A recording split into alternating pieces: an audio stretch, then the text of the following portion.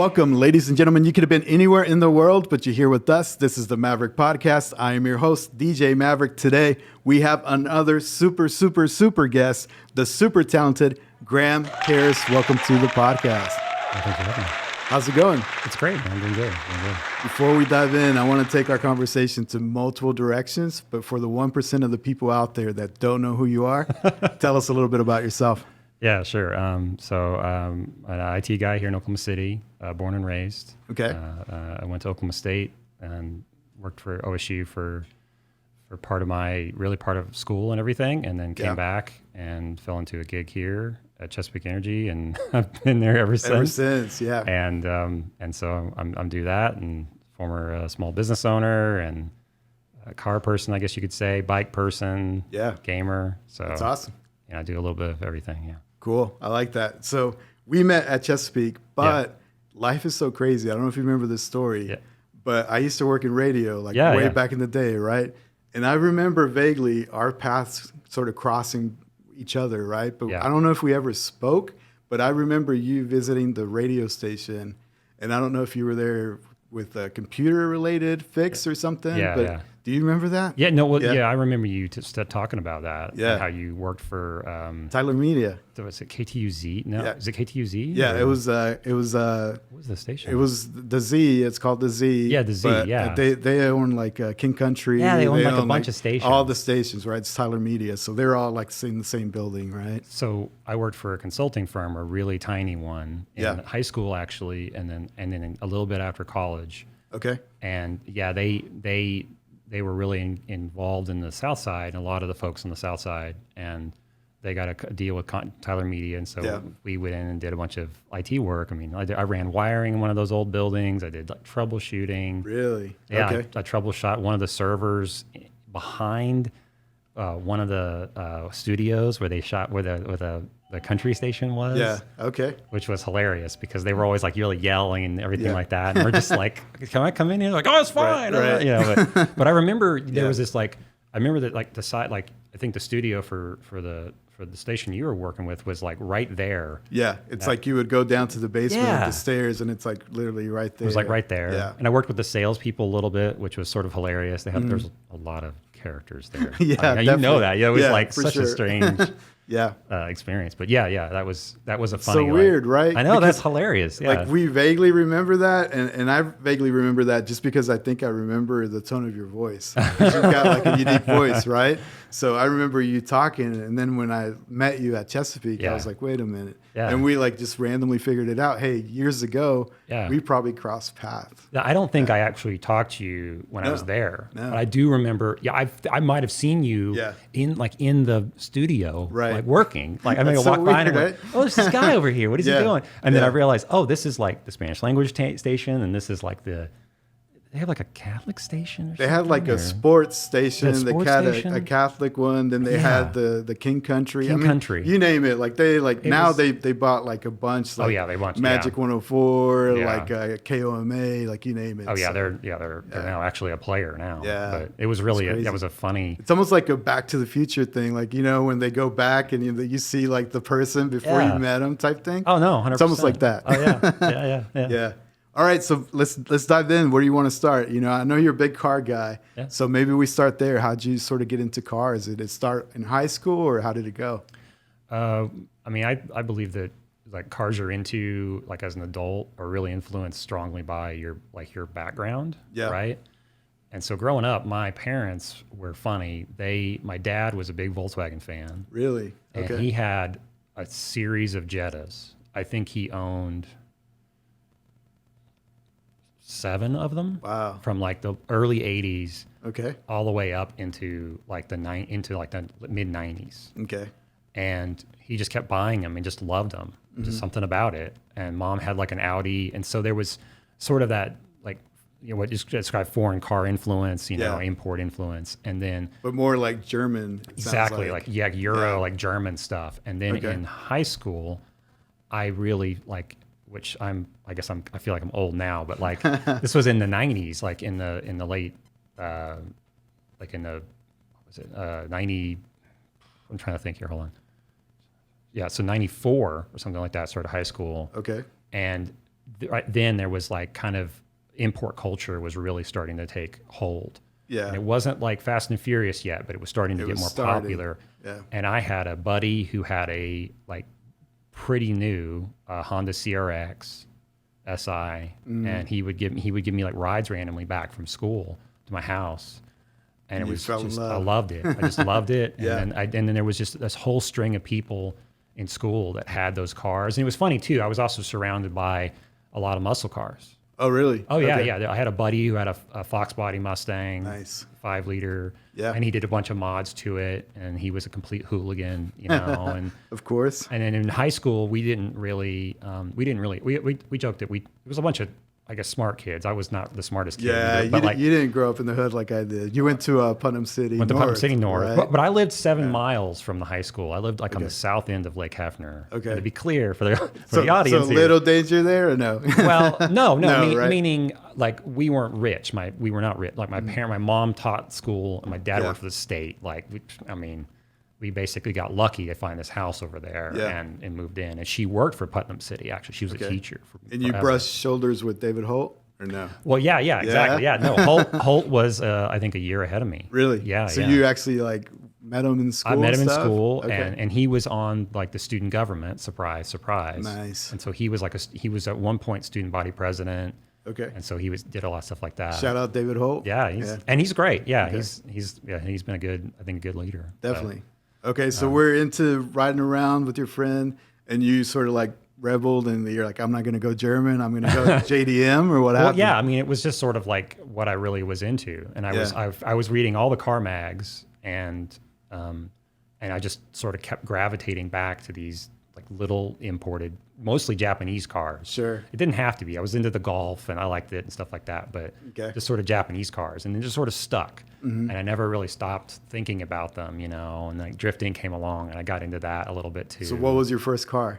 The first car that was like my car was not exciting. No, it's like any kid. It was Same here. It was an '89 Pontiac Grand Am, 2-door. That's not too bad. It was the gutless engine. It was the worst engine. Had hail damage. Oh, really? It was really cheap. I got it from a cousin in Southwest Oklahoma, and it was just a mess. But I drove it like straight through college. I fixed it up and eventually like sold it back to my crazy mechanic. Nice. Who I think sold it to a guy down on his luck. And so it was all like a good circle of life kind of deal. But that's cool. Yeah. I'll tell you my first car. So I told my dad, I was wanting a Honda, right? Okay. So one day he shows up with the 1985 Honda Accord.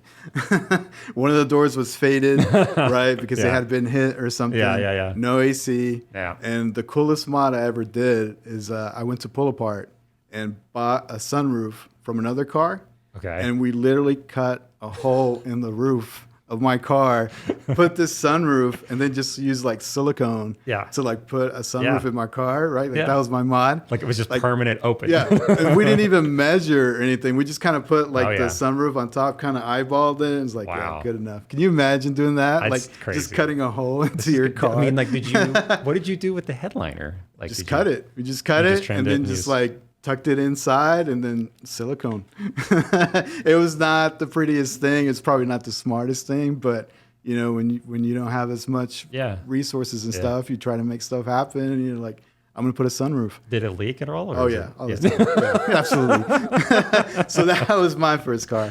But, it taught me a lesson. It taught me to value things, to work hard, to try to like do better. So I appreciate that. Yeah. So where do we go from there? Your first car, where do we go after that? Well, okay. So I had the Grand Am like all through college, essentially through high school, the end of high school.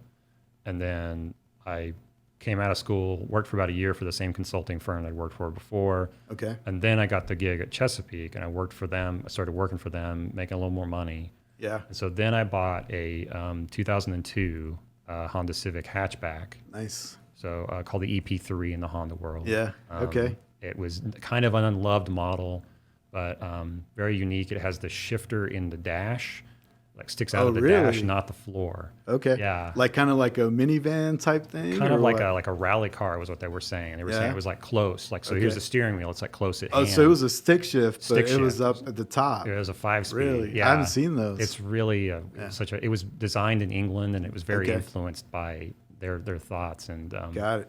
So I had it, put a cold air intake on it, put an exhaust on it. Yeah. Some tires, drove it for quite a while.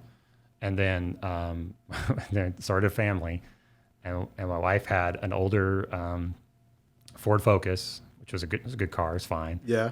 And she was like, "We need something that's more family oriented. Like the Focus is not going to work. It's just not big enough for like a car seat and everything." Yeah, I'm hearing a minivan potentially. And I had some equity in the Civic, and so I was like, "Well, all right, great." So then I traded the Civic, and we bought a Toyota Prius. Okay. All right. Which she loved. Yeah. And I wanted to, this is a you lesson. Being a car guy, right? You're like, Yeah. I mean, I learned a lot about it for one thing. I will say that like a lot of people, especially in the car guy world, will like deride the car and they hate it. Mm-hmm. And if you drive one, you can see why. It's kind of a mushy cloud. It doesn't really accelerate. It doesn't want to brake. It's no cool exhaust noises. No, it doesn't sound good. It sounds weird all the time, But that's okay because it's not for us. Right. It's for someone who's seeking utility and efficiency. Right. And so for my wife, she was like on that. Yeah. She was all about like efficiency, and she really loved all the space. She actually had a lot of space inside the second gen, 2008, I think. Yeah. Okay. So why do you think, all these hybrid cars, they go out and they do like sort of like these weird type designs, right? Because I think that's how Tesla kind of won by doing like a sport design, like you wouldn't mistake it for an electric car most of the time, right? So why do you think they do that? Especially the Honda. Yeah. What is the Honda version of their? It's now the Insight. They've renamed it like 3 times. Yeah. That one was super weird design, the right? The current one's weird. It has like spats on the rear. Yeah, I don't understand. Like, why do they do that? Like, who do they think is gonna like be the target market for that type of? That's a good question. I mean, I think that Toyota in particular, they're really weird. They're kind of a very conservative company in how they operate. Yeah. And I think they were like, hey, they were trying to project that this was the future. Okay. And so the original Prius was kind of like based on the Echo, I think, in some ways. So it was really kind of not the most attractive thing. It was oddly bulbous and it just didn't look good. Like windows in the back. The proportions were strange. Yeah, it's weird, right? Yeah. And then the second gen, the one we bought, was really the one that sold like wildfire. You can still see them on the road today. And then they've subsequently built more, and they've gotten more odd, to be honest. Okay. But I think that the idea for them, which they've even publicly talked about at one point, was that they wanted something that was futuristic and had these futuristic elements to try to sell people on that this was the future, that this hybrid idea was the future. I almost think that if you just make it look like a normal car, but make it electric, like you might hit a broader market that way. Well, now, ironically, right now, you can buy, except for the full-size pickup and the SUV, you can buy a hybrid version of basically every Toyota. Oh, really? Okay. So, well, not the sport models, of course, right? Yeah. But like Camry, RAV4, because Corolla. they do cool stuff with their Lexus brand, right? Yeah. So if like literally just take a Lexus, like a 350, and then just make it like an electric car. Yeah, I mean, they are. I will say this: like, I'm a fan of the Japanese manufacturers in particular, right? Yeah. But I think that they're really far behind in electrical, like way far behind. I mean, Honda has a deal with GM.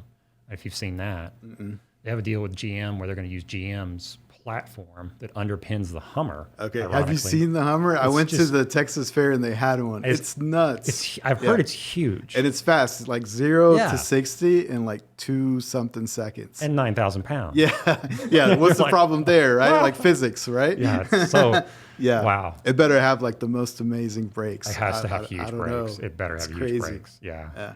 But it's really cool. Like it's super roomy. I don't know if you sat in one, but they have one. No, I haven't. No. It looks really cool. Yeah. I'm excited about some of the new stuff coming out. I think some of the Korean electric cars that are out right now are really, really competitive and very good designs.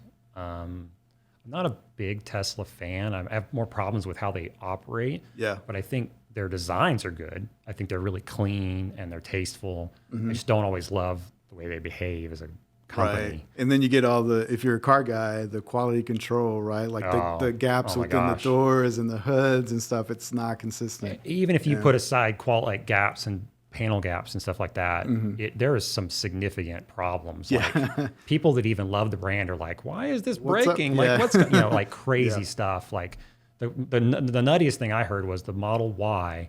Right after they started selling it, there's a video of a guy driving home on the highway in California with his son in the passenger seat. Yeah. And the roof, the top of it is mostly glass. Excuse me. Sure. It somehow there's like a lip and it wasn't glued down and it gets caught by the wind and the entire thing rips off and flies off and shatters on the highway. Jeez. It was like an hour old. It's like that's what? Crazy, right? Yeah, it's just insane. Yeah. So they have a long way to go in terms of build quality. Yeah. I feel like we're on the smoking tire. Sorry. Which that reminds me. So one of the things when we worked together, the cool thing is I would just randomly swing by your office. Yeah. We would talk cars. We would talk podcasts. Like I miss that, right? Yeah. So it's really cool to sort of catch up. But, absolutely. Maybe so we don't become the smoking tire podcast. Pie in the sky. If you could have any car, what's it going to be? It's kind of tough because there's different things for different purposes, Absolutely. right? I mean, if it's just like sports, like a sports car, like sporting, driving fast, whatever, McLaren F1. Really? Oh, yeah. I wasn't expecting that. Yeah, McLaren F1. Yeah? Yeah, amazing. I was expecting you to say like something like Japanese or something. I mean, I would totally love to have, R32 Skyline GTR, R34 Skyline. That's what I was going to be expecting. A Spoon Civic or something like that. But those are like very different. If you're talking about pie in the sky, like no limit, McLaren. It's the McLaren because it's, what is it now? 20 million? Yeah. I don't even know. Yeah. It's totally insane. Got to win the lotto. Like it doesn't make sense otherwise. I'm still stuck on the 911. Oh, I mean, I think I would do 911. Like everybody that's a car guy. I haven't yet driven one, but everybody that's a car guy that said, if you're like truly a driver, like 911, the dynamics, everything, absolutely, the sound, it's even the old ones. Like I had a buddy had an 87, and it was great. Targa. It was not a powerful car, but it was the driving experience. It was an old car at that point when he bought it. It was like, you're like, this is an old Porsche. It's like, no, it really wasn't actually worth a lot of money before the market took off, and you drive it and it was like, this thing is a tank. Like you close the door and it's clunk, and everything just still worked. And it was just like, wow. And what I love about them is like their design doesn't change drastically. They just keep refining that design. Yeah. The body language is always consistent. Yeah. So it's almost like they're just, sort of fine tuning it, piece by piece. I think that they're like they're probably some of the last like true enthusiasts of the makers. Like they're making things that they sell more Macans and Cayennes and like anything else, right? But ironically, like they're probably selling them also to 911 owners. True. People that like, hey, I need a daily driver. The wife's complaining, hey, nice 911, but we need something practical here, right? So they're driving, that to work. Yeah. And then they've got like some hot rod, 911 at home. Right. I mean, that's actually one of my dreams is to have one of those, but that's just like a GT3 or what? GT3, even a GTS would be awesome. Yeah, I mean, honestly, any modern Porsche, like any modern 911. Would be great. Even PDK. I mean, just like they're about to go public, which I hope that doesn't get ruined. Like they're about to go public. The stock is probably going to be amazing, but I hope that doesn't sort of ruin their history and their legacy there. I hope so too. I mean, they're very particular, right? Yeah. I mean, as a company, like they do certain things a certain way.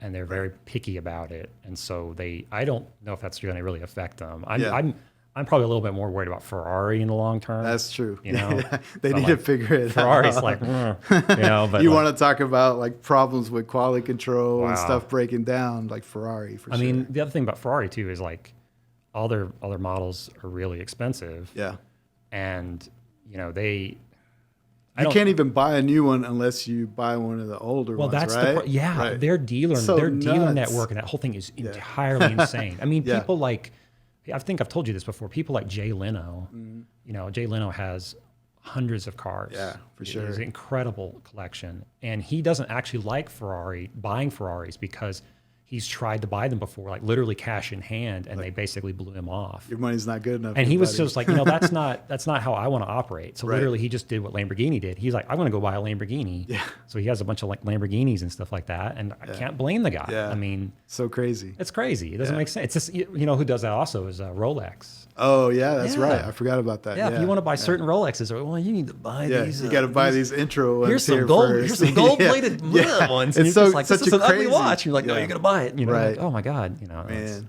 I feel like we could talk cars forever, especially over engineering cup holders. Oh my gosh. Like the BMW cup holders. Oh my god, man. Like you press a button and it slides out and like it expands and like why? Porsche's kind of known for that too. That's true. They're both. I think they were both like, you do not need the beverage in the vehicle. You do not need, and we're just like no, you gotta drink water. I gotta have my 44-ounce drink, right? They're like, no, you shouldn't have any liquids in your car. I think they've had to they're like, okay, this is like, you have to do this. Like, you're not alone. I mean, but yeah, I think that still Porsche's got like one cup holder in the console and then like one in like the dash or something like that. So pops crazy. Out. It's some contraption.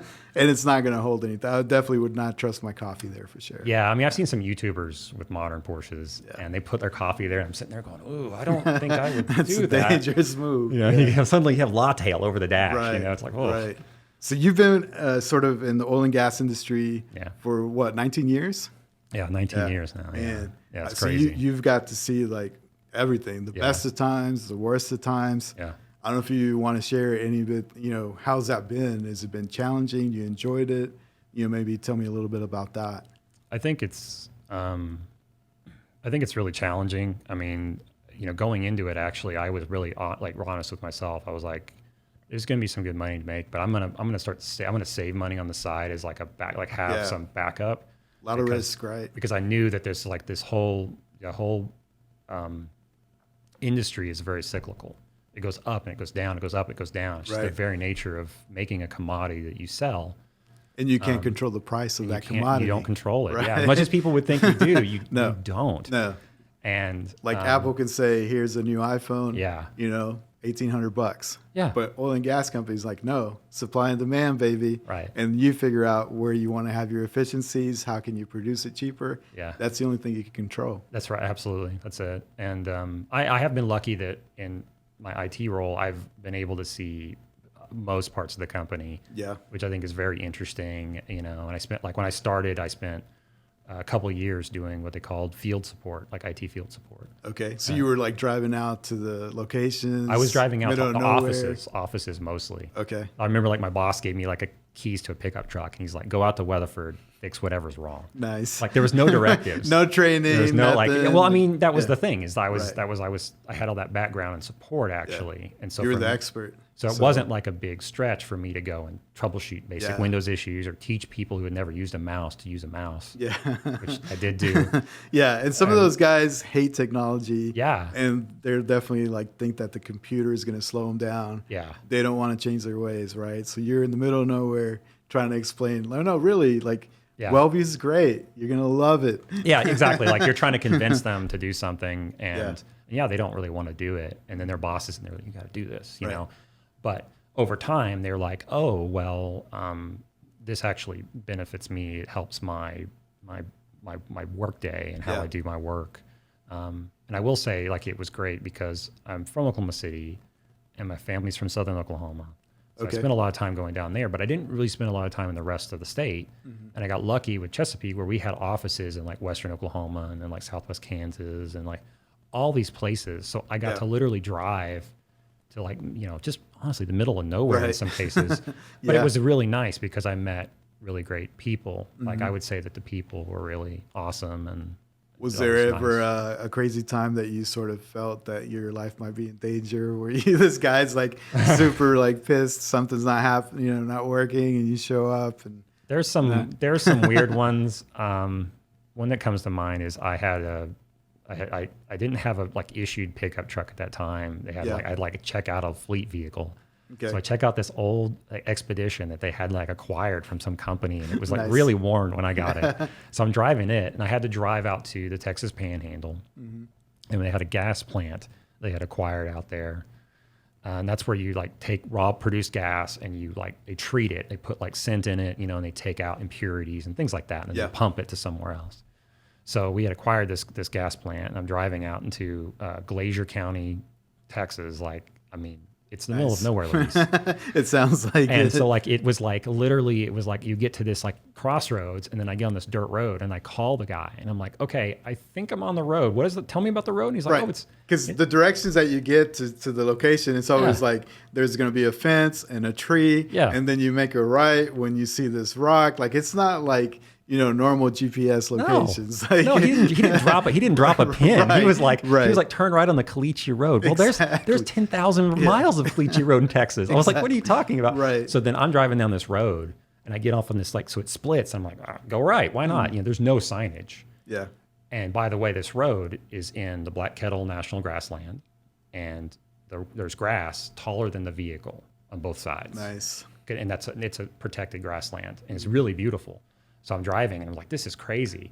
And so I like veer off. I can kind of see, okay, let's go this way. And I go this way. It turns out it was like a house. Oh, no. So you're on private property. Yeah. So I'm like pulling up, and I'm like, oh, okay. I was like, literally, this. I could see the screen door open. I was like, nope, reverse it. You hear I didn't hear the gun. I was like, okay, I'm leaving. I'm just friendly. Hi. Right. Like waved and stuff like that. Backed out, and then got to the gas plant, and then like stayed there really late troubleshooting a problem. Yeah. And then got back in the truck.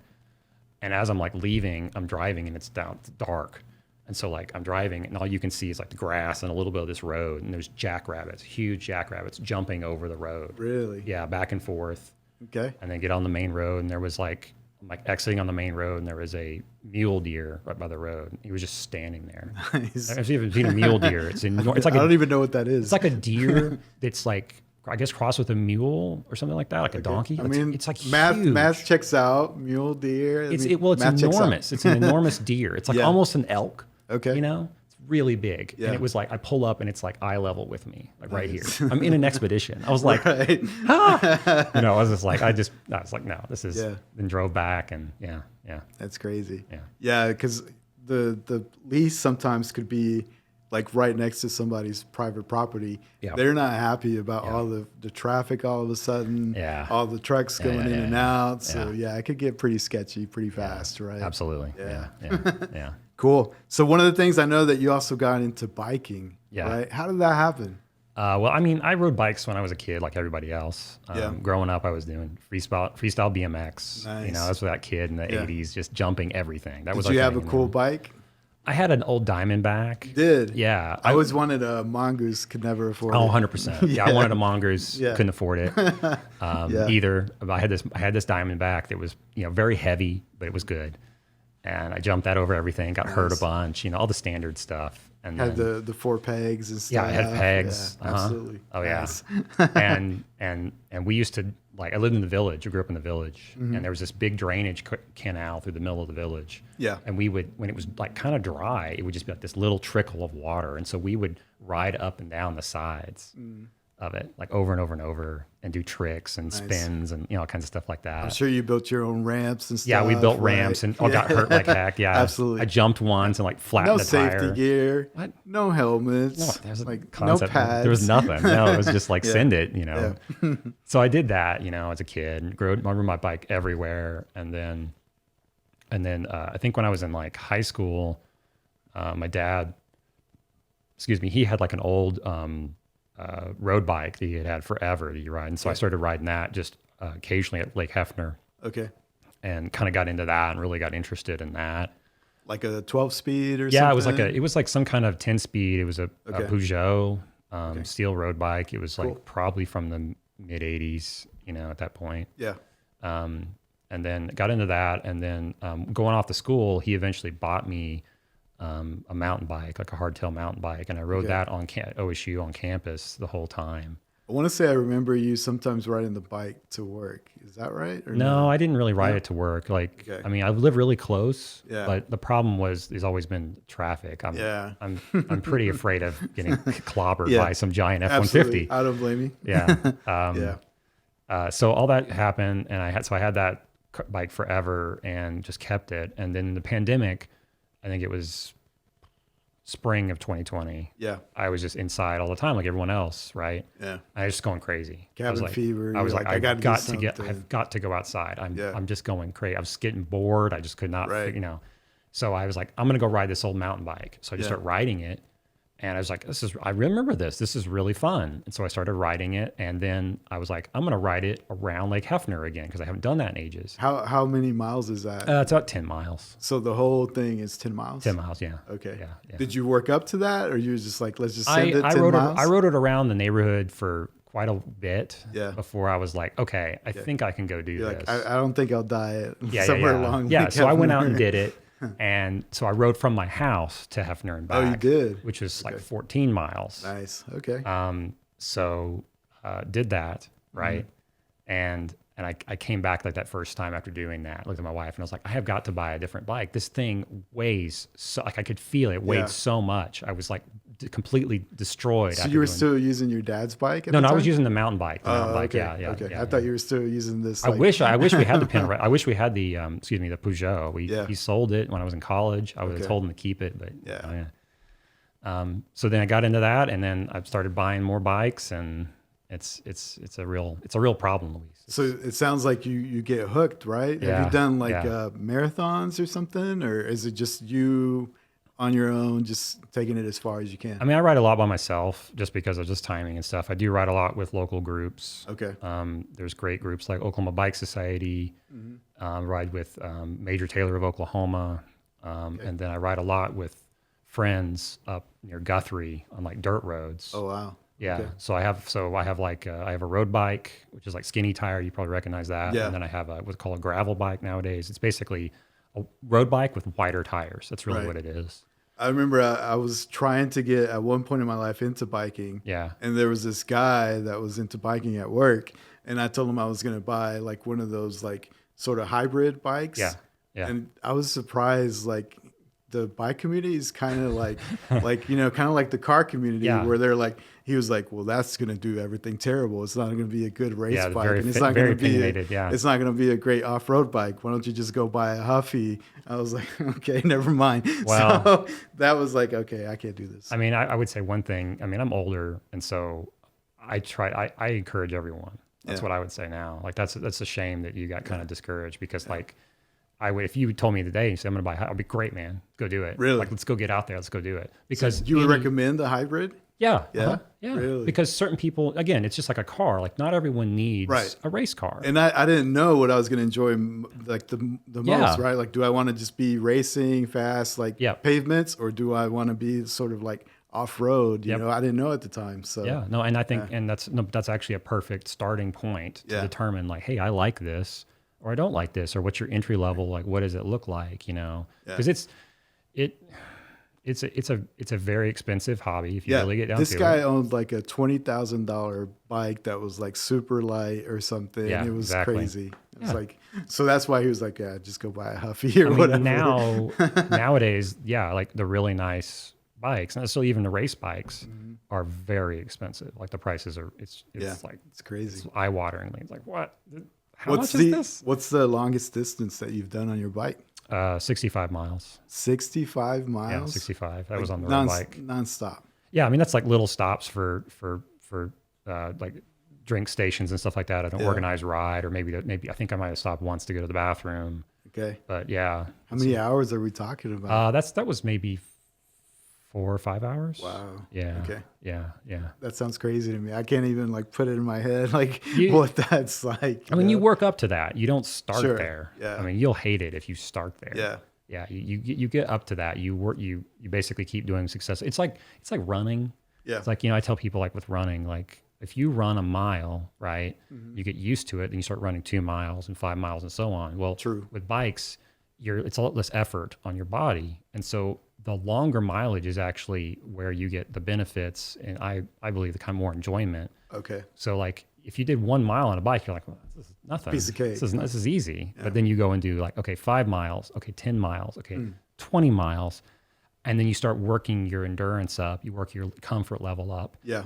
There is definitely a place though for everyone where you can go and do, hey, I want to go do, 15 miles. That's my thing. Sure. Or some people, I mean, there's people I've ridden with before. They have like the donut ride. What's that? It starts at every 9 a.m. at Will Rogers Park on Saturdays, almost in any weather. And they ride from Will Rogers Park to Brown's Bakery downtown. Oh, so it's literally like, let's go get a donut. They're going to get donuts, and then they ride back. See, that's kind of and it's like casual. That's like, my people right there.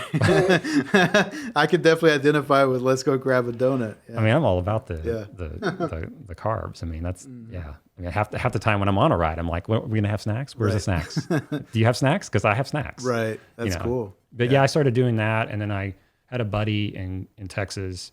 I was like asking him, like, hey, what bike should I buy? I was going to really get serious into it, I guess. Yeah. And he was like, you got to get a gravel bike. And he was saying basically all the like great like roads that are fun to ride, like quietly without like, there's no danger of getting. There's just so few cars. Yeah. Like if I'm driving like riding my bike in Logan County, middle of nowhere. Yeah. We might see like one truck. Right. Every 15, 20 miles. And you probably want to go somewhere that's scenic and it's like cool, Yeah, and then you're out in this like wilderness and it's really pretty. I mean, like I've ridden out there before and it's like there's a bison farm up north, and that's cool. And you see wildlife and and it's just nice. And also you get disconnected, right? You're not in town, the traffic and the noise. It's just this It's just you listen to music or you listen to music? Yeah, I have some Aeropex, like the bone conducting headphones. Oh, really? And they're really, because then my ears are open, like I can hear things. So you can hear someone's like F-250. Yeah, if there's like an F-250 that's like barreling down the road, you're like, oh God, it's pulled over, Right. So, but yeah. That's cool. Yeah.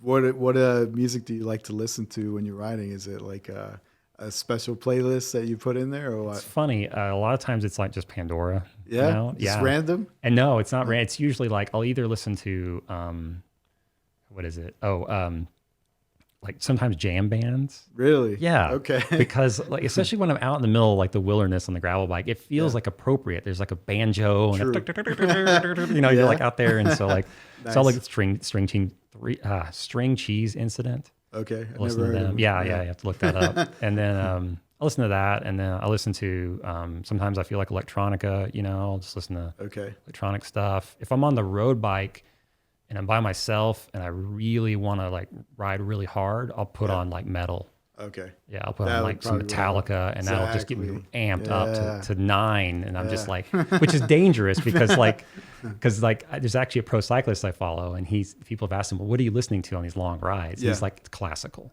Really? Because he's like, if I listen to anything else, I'm cranked up and I'm overdoing it. You're gonna kill yourself. I'll cook myself like immediately going up hill. So like, I have to think about, okay, what am I gonna ride? And it's like, oh, it's gonna be mostly flat. It's like, we're doing Metallica. Okay. Nice. Like my problem would be is I would have to remember that whatever distance I go, I'm going to have to go that distance back. Yeah. Right. That's right.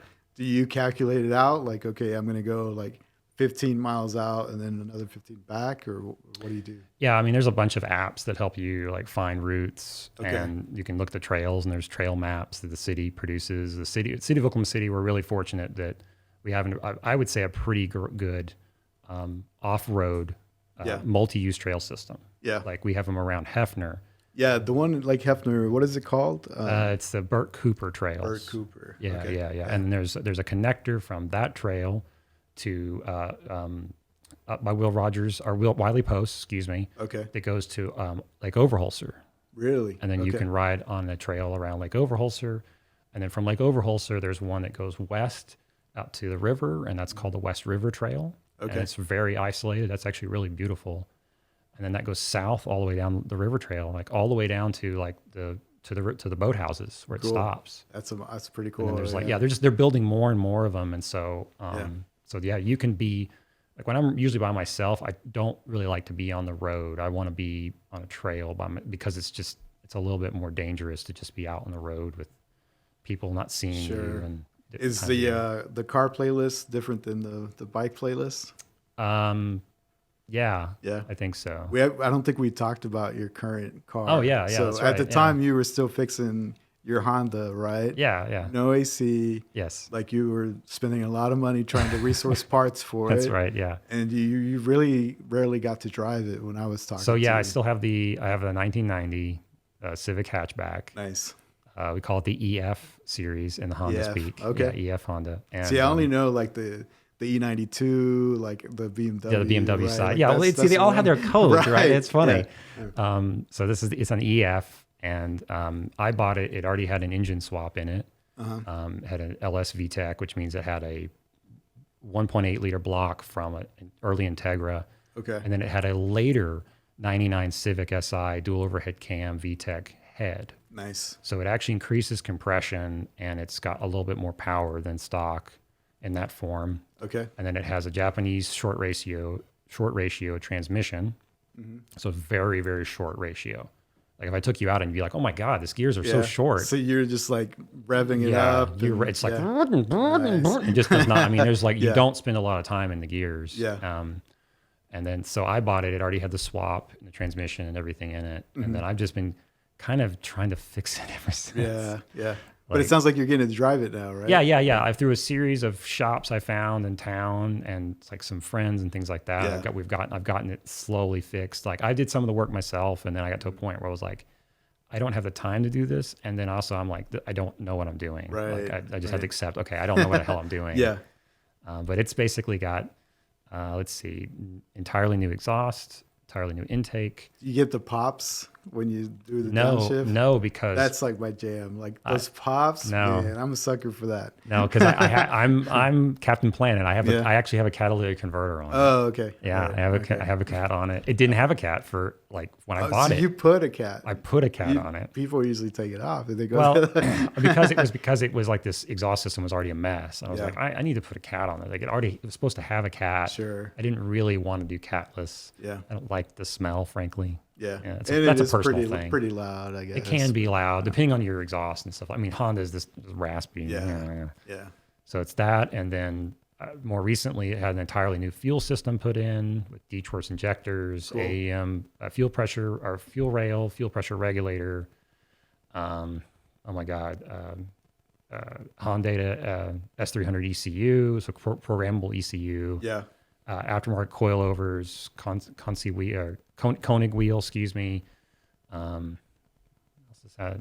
To me, what's the funniest part is we were talking about getting the AC to work and how impossible that is. Yeah. Right? Like you can get all these like coilovers, all these crazy like mods, but when it comes to the AC, like no. Yeah, you can't find the pulley. I mean, you have to put this in perspective, right? It's a 1990 vehicle. Yeah, true. Luis, that was 10 years ago. That was over 30 years ago, my friend. Still, when I hear 1990, I'm like 10 years ago. People say, it's funny. Right. Like I'll pull up to car shows and people are, oh, this is a new thing, huh? And I'm like, this car is 30 years old, dude. This qualifies as a classic automobile under Oklahoma statute. It's so crazy. And they're like, they look at me like I'm crazy. I'm like, oh, whatever. And then they go over their, Nova or something like that. Yeah. Like, The 90s to me is still, in my head, it's still like 10 years. No, I'm with you. I'm back there. I'm driving a 90s car, listening to 90s music. Right. Do you go to Cars and Coffee? Do you take it to Cars and Coffee? I haven't taken it in a long time. Okay. Most of my Saturdays have been sucked up with bike stuff. Okay. Yeah. But I do every now and then, when the good weather's good and stuff like that, I'll take it out. And especially since I got it all working again, I'm much more motivated to drive it. Okay. Because before it was like, will it start? Right. Will it get you back? Will it get me back? Yeah. Right. I literally would like leave the house and I tell my wife, I was like, okay, I'm going out in the Honda, so I might call you. Here's where the jump pack is. Awesome. Like, I'm sure she loved that, right? And then you're getting all these like boxes of parts. I'm sure she loves that too. She was, right? I mean, I think also she was like, hey, if this makes you happy and you're not, and it kind of keeps you out of trouble, so to speak. Sure. She was like, that's, whatever. Not that I have some history of trouble, but she was. I mean, we never will know, right? Like this Honda sort of kept you out of trouble, so who knows? Right, exactly. Right? I don't know what horrible things I could have got. Yeah, right. Let's talk about Richard Garfield. Okay, yeah. Tell me about that. So first, tell me like who is like I kind of know, right? Like Magic Gathering, that's about all I know. But for the people listening, tell us who he is and then how you met him. Okay, so Richard Garfield is the creator of Magic the Gathering. Yeah. It's a collectible card game. He was I think he still might be a mathematician. He was actually a professor of mathematics in college. Cool. But he always made games on the side. Like that was sort of his fun hobby. So making actual games. And And because he's a mathematician, it was all about, like probability and all these ratios, all this stuff that's, math's really appropriate for. And he came up with this idea for this collectible card game called Magic the Gathering. I think he came up with it in the late 80s, early 90s, came out in 93. Really? Okay. So I played it in high school. Nice. Pretty intensely, and then stopped playing it.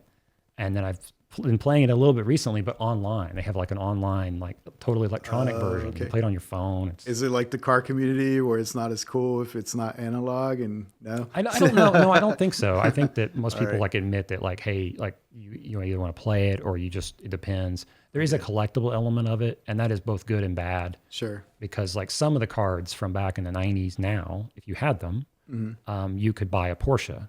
Really? Yes. Oh, some of them, if you had a collection of them, they're worth $100,000+. Wow. Yeah. Okay. So I have some that are really old that are valuable. Not I was about to say, let's go to the Porsche dealership real quick. Yeah. I mean, I would be calling Bob Moore. Hey guys. Yeah, I've got this car. I have a car. I'll trade you. So anyway, that's what the game's about. And I had a friend who was going to Reed College, which is in Portland, Oregon. Yeah. It's a liberal arts school. It's where Steve Jobs went to school before he dropped out. Okay. Yeah, that's their kind of weird asterisk. I bet they always like plug it in. Yeah, right? They plug that in. Oh, he went here and dropped out. And so he was going there, and my buddy, his parents called me, and I was at OSU, and they said, hey, we're going to go visit him for his birthday. Yeah. And we want you to come along. And I was like, hey, I'm a poor college student. Sure, you're going to buy my plane ticket. Right. Sign me up. So we fly up there, meet him, and we're hanging out and stuff like that. And his mom is like, hey, I have a surprise for you guys. I've been working on this for months. And we're like, surprise for months? Like, what are you talking about? Yeah. So she's like, we're going to go have breakfast. And I'm like, breakfast? That's a surprise? We're having breakfast? You're like, great. No, just come on. So we're like, okay. So we go to this hotel not far from where we're staying and in downtown Portland. And we sit down at breakfast and we're just like, okay, what's going on? And this guy walks in the side door with a woman and some kids. Yeah. And the guy was Richard Garfield. Did you like recognize him at the time? Yes, I did recognize. Yeah. Because I'd seen him in magazine articles, like pictures of him and stuff like that. And so what the deal was is my friend's mom had figured out through Wizards of the Coast, the publisher of the game, how to get a hold of him. And she'd been persistent enough that she had been like convinced him, like, hey, come have breakfast with us. We'll pay for breakfast or whatever. He's like, well, I'm going to be in Portland anyway, visiting family and And so it was like, it all kind of aligned. Yeah. So we sit down and have breakfast with him. Nice. What was that conversation like? Like, what did you guys talk about? I think it's hard to remember actually, because it was so long. It was like 20 years ago, I would say. I mean, like, I think I remember it was more of like, well, what are you doing now? Because I don't think he was as involved with Magic as then. Yeah. And then like I was asking him like, well, why did you come up with this part mechanic in the game? Like, what made you do that? What were you thinking? And then we just talked to him. He was just kind of an affable guy. He was cool. Like he was a nice guy. He wasn't like this jerk. Like, who are these kids? No. He was. I mean, he was there with his family. Like it was that was the only awkward part. It was like his wife and then 2 daughters. It's like silence on this side of the table. Yeah, it was just like so weird. It was like, honey, do you want some pancakes? So then this card, it was like. Let me tell you. So the strategy here. Yeah, it was like a really weird. But he was really cool, and she brought a bunch of like memorabilia and things like that. Yeah. And I don't think I knew in advance. But like she brought a bunch of memorabilia and cards and whatever, and he signed and personalized a bunch of cards. So that was really cool. They didn't like have his name. His name's not really on the game everywhere, other than like on the box and the instructions. Yeah. Not the individual cards. Okay. So he like this is like the cursed rack of Graham. Wow. And it was really cool because it wasn't like it was really to me. Yeah. And he did the same thing for my friend, and he wrote and then he signed a T-shirt. Cool. Magic T-shirt. That definitely sounds like a Porsche could come out of that. Like, I mean, I keep thinking the T-shirt. I keep checking eBay. Like, hey, come on, guys. Yeah, for sure. Yeah, that's a pretty cool story. Yeah. Especially like if you were into the game and I imagine at the time there was probably no social media, right? Like, how did she make that happen? Yeah, it was entirely analog. Yeah, it was like old school, like calling people. Can you imagine? It's like now you would just like DM somebody in IG or something, right? Yeah. And so absolutely, you would just like hit them up and say, "Hey, man, what are you doing?" But this guy, like, it was entirely it was pre-Facebook, pre-Instagram, all that. I mean, I think maybe Instant Messenger was around. Yeah. I don't know. True. Yeah. I doubt he was on Instant Messenger. Right. Cool. So besides the biking, besides the cars, any other hobby that you sort of are into all of a sudden? New hobbies. That's a good question. Oh, well, it's really my wife got me into this actually, but she wanted something to do also that was sort of away from work and everything. And she really got into kayaking. Okay. Yeah. And so we bought kayaks. And so we go out and go kayak, flat water kayak, not like rapids or anything like that. But you've been to the rapid thing? I have not been down there to see it, which is sort of funny. I mean, I did that for not kayaking or rapids. I did rowing. Okay. I did rowing for like 7 years, actually. Like legit rowing downtown? Downtown. Really? Yeah. Okay. Chesapeake like sponsored a team for many years, like corporate team. Okay. And I did that for many years, and I think that's kind of what got me back into sort of sports as a whole, because I was never really a big sporting person growing up. But cool. Yeah. That sounds pretty cool. I can't imagine. Like what's that like? They probably practice super early, right? And then you race on the weekends, or that was usually. I mean, it was a corporate team, and so we normally had like a couple practices a week, or maybe it was one practice a week, and it was 90 minutes, like on the water. So you would get there and you get on the water, and it'd be 90 minutes of activity of rowing. Yeah, it was drills. It was doing trying to do long pieces for certain speed, and then we did do a lot of competitions at the boathouse. So like the Head of the Oklahoma, the Boot of the Oklahoma, like a bunch of these big races they would have, and we would participate in the corporate races at night. Cool. Other things, and I'd probably do it more, but it's a lot. It's probably even more time commitment than biking, perhaps, just because you're like, it's like, okay, we're going to meet at 5 a.m.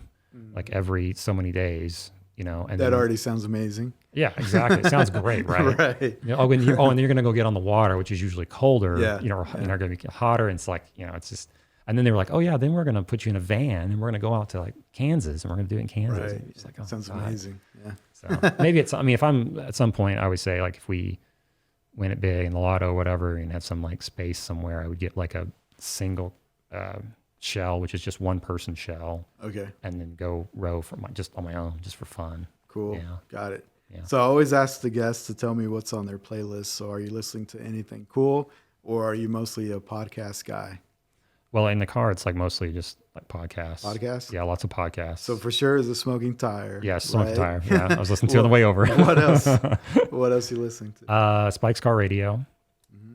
I like that one a lot. It's mostly Porsche people, and they talk about watches, which I'm not really a watch nerd, but I find it interesting. Yeah.